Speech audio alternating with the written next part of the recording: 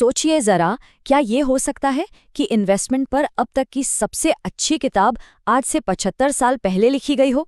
आज हम Benjamin Graham की द इंटेलिजेंट इन्वेस्टर के इसी कमाल के ज्ञान की गहराई में उतरने वाले हैं।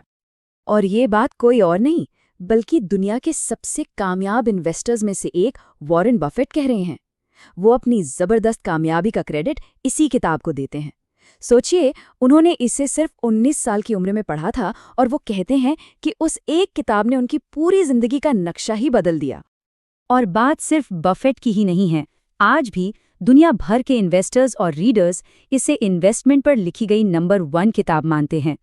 तो सवाल ये उठता है कि आखिर ऐसा क्या है इस किताब में, 75 साल बाद भी इसका जादू क्यों बना हुआ है। तो चलिए समझते हैं कि ग्राहम की फिलॉसफी का असली सार क्या है। और इसकी शुरुआत होती है एक बड़े ही दिलचस्प कैरेक्टर से, एक ऐसा कैरेक्टर जिससे हर इन्वेस्टर की मुलाकात रोज होती है। चलिए एक कहानी से समझते हैं। मान लीजिए कि आपका एक बिजनेस पार्टनर है जो हर दिन आपके पास आता है।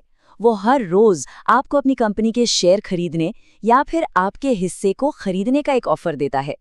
लेकिन इस पार्टनर के साथ ना एक छोटी सी प्रॉब्लम है। ये जनाब बड़े ही मनमौजी हैं। मतलब एक दिन तो वो इतना खुश होगा, इतना ज्यादा कि हवा में उड़ रहा होगा और अपने शेयरों की इतनी ऊंची कीमत बताएगा कि यकीन ही ना हो। और फिर अगले ही दिन पता नहीं क्या हुआ, एकदम डिप्रेस्ड होकर आएगा और उन्हीं शेयरों को कौड़ियों के भाव बेचने को तैयार हो जाएगा। और दोस्तों, यही है मिस्टर मार्केट। उनका लॉजिक से कोई लेना देना नहीं है, वो तो बस अपनी फीलिंग्स पर चलते हैं। उनकी बताई हुई कीमतें कंपनी की असल वैल्यू पर नहीं बल्कि उनके मूड के उतार चढ़ाव पर टिकी होती हैं। आज खुशी तो कल गम। तो अब सवाल ये है कि ऐसे मूडी पार्टनर मिस्टर मार्केट से डील कैसे करें। ग्राहम का जवाब बहुत ही सिंपल है। उसे इग्नोर कीजिए। जी हाँ, बस नज़रअंदाज कर दीजिए। उसके रोज रोज के इमोशनल ड्रामा को अपने इन्वेस्टमेंट के फैसलों पर असर डालने ही मत दीजिए। ठीक है, मिस्टर मार्केट के शोर को तो हम इग्नोर कर देंगे, लेकिन फिर पता कैसे चलेगा कि कब खरीदना है, कब बेचना है। यहीं पर ग्राहम का सबसे जरूरी कॉन्सेप्ट आता है, एक तरह का सेफ्टी नेट, या कहें तो एक सुरक्षा कवच। इसे एक उदाहरण से समझते हैं। मान लीजिए कोई एक पुल बना रहा है, तो क्या वो उसे सिर्फ इतना मजबूत बनाएगा कि आज की गाड़ियां पार हो जाएं? नहीं, वो उसे कहीं ज्यादा वजन सहने लायक बनाएगा ताकि कल को कोई हादसा न हो। बस इन्वेस्टमेंट में यही एक्स्ट्रा सेफ्टी, यही कहलाता है मार्जिन ऑफ सेफ्टी। ग्राम के शब्दों में कहें तो इसका सीधा सा मतलब है 50 सेंट में $1 खरीदना, या अपनी भाषा में कहें तो 50 पैसे में $1 खरीदना। मतलब साफ है, किसी भी चीज को उसकी असल कीमत से बहुत बहुत कम दाम पर खरीदना। अब ये जो सेफ्टी नेट है ना, ये कमाल का काम करता है। ये दोहरी सुरक्षा देता है। पहली कि अगर कल को कंपनी के हालात थोड़े बिगड़ भी गए तो भी आपका पैसा डूबने का खतरा बहुत कम हो जाता है। और दूसरी, जब बाजार को स्टॉक की असली कीमत समझ आती है तब तो प्रॉफिट जबरदस्त होता है। तो ये मार्जिन ऑफ सेफ्टी का कॉन्सेप्ट तो बहुत बढ़िया है, लेकिन इसे असल में इस्तेमाल कैसे करें, इसके लिए भी ग्राहम ने हमें एक पूरा टूल किट दिया है। चलिए देखते हैं। इस टूल किट का सबसे पहला और जरूरी औजार है खुद को पहचानना। सबसे पहले ये जानना होगा कि हम किस तरह के इन्वेस्टर हैं।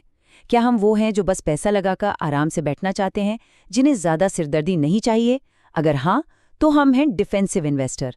या फिर क्या हम वो हैं जिन्हें खोजबीन करना, कंपनियों की गहराई में उतरना और छुपे हुए हीरे ढूंढना पसंद है? तो फिर हम हैं एंटरप्राइजिंग इन्वेस्टर।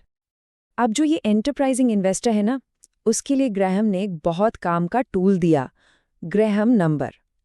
इसे एक तरह का सही दाम वाला टैग समझ सकते हैं।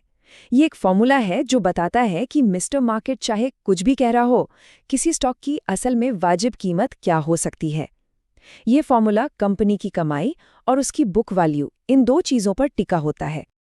और इसे इस्तेमाल करना भी बहुत सीधा है। पहले किसी स्टॉक का ग्राहम नंबर निकालिए, फिर उसकी तुलना मार्केट में चल रही कीमत से कीजिए, और अगर मार्केट प्राइस ग्राहम नंबर से काफ़ी नीचे है तो बिंगो, हो सकता है कि वो स्टॉक अपनी असल कीमत से सस्ता मिल रहा हो और ये एक खरीदने का अच्छा मौका हो।